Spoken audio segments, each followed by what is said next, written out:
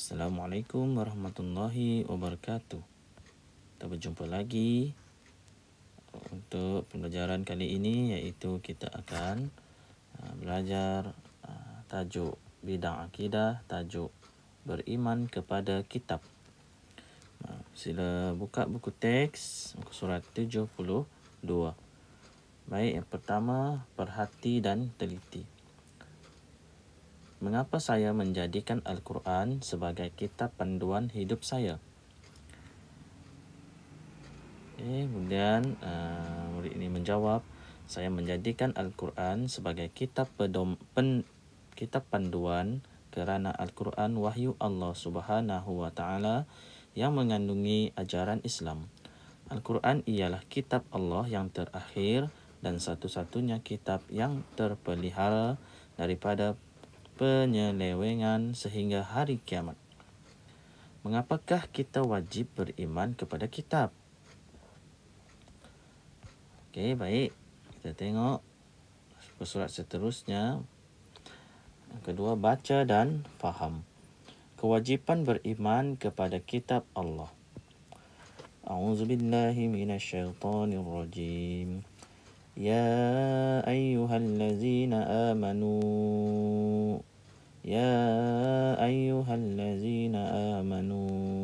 آمنوا بالله ورسوله والكتاب الذي نزل على رسوله والكتاب الذي أنزل من قبل.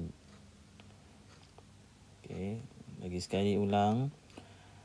Ya ayyuhallazina aminu billahi wa rasulihi wal kitabil ladzi nazzala ala rasulihi wal kitabil ladzi anzala min qabl.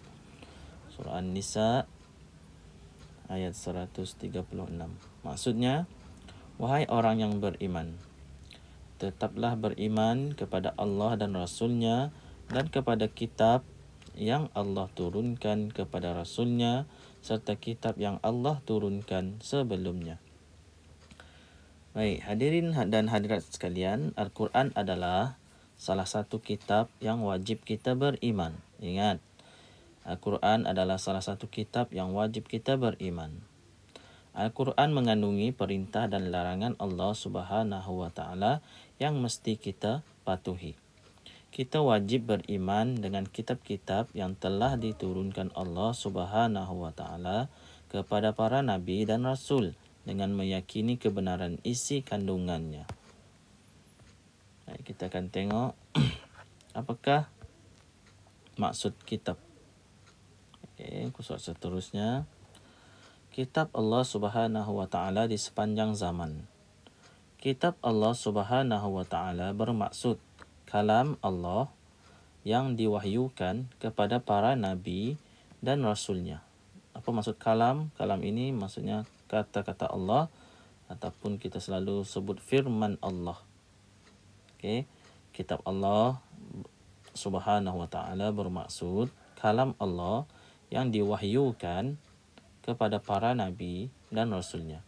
Kitab ini mengandungi syariat dan petunjuk, memimpin manusia ke jalan yang benar dan diredai Allah Subhanahu wa Ta'ala. Baik, nama-nama kitab yang wajib kita ketahui. Okey, ada 4 kitab yang wajib kita ketahui. Yang pertama, Zabur, kitab Zabur kepada Nabi Daud alaihissalam. Kedua, Taurat kepada Nabi Musa AS. Ketiga, Injil kepada Nabi Isa AS. Keempat, Al-Quran kepada Nabi Muhammad. Okey, untuk mudah ingat, kami ingat saja Zabur kepada siapa? Zabur kepada Daud, Nabi Daud. Jadi Zada. Taurat kepada Nabi Musa, Taumu. Ketiga, Injil kepada Nabi Isa. Injil Isa. Okey. Injil Isa. Al-Quran kepada Nabi Muhammad. Okey. Al-Quran kepada Nabi Muhammad. Kumu.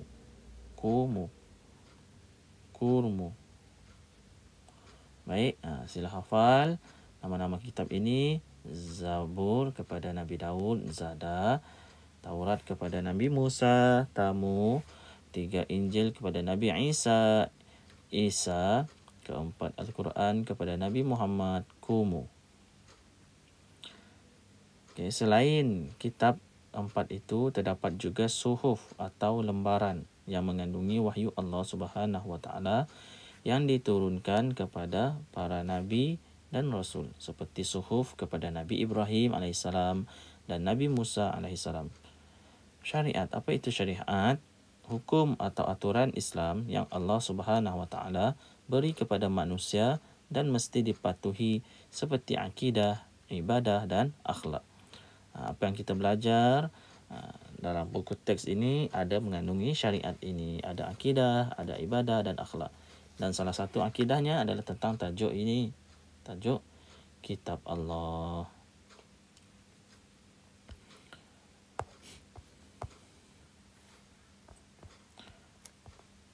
Okey, baik. Itu sahaja dulu. Sila boleh tonton semula dan ulang sehingga kamu faham tajuk ini. Nanti kita akan sambung lagi kepada kesan beriman kepada kitab Allah dan membuktikan keimanan kepada kitab. Baik, dan sila buat latihan dalam buku aktiviti muka surat 72 hingga 73. 72 hingga 73.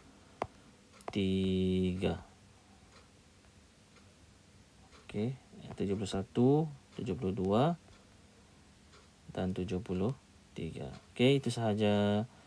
Selamat maju jaya. Jangan lupa subscribe, like and share. Terima kasih. Assalamualaikum.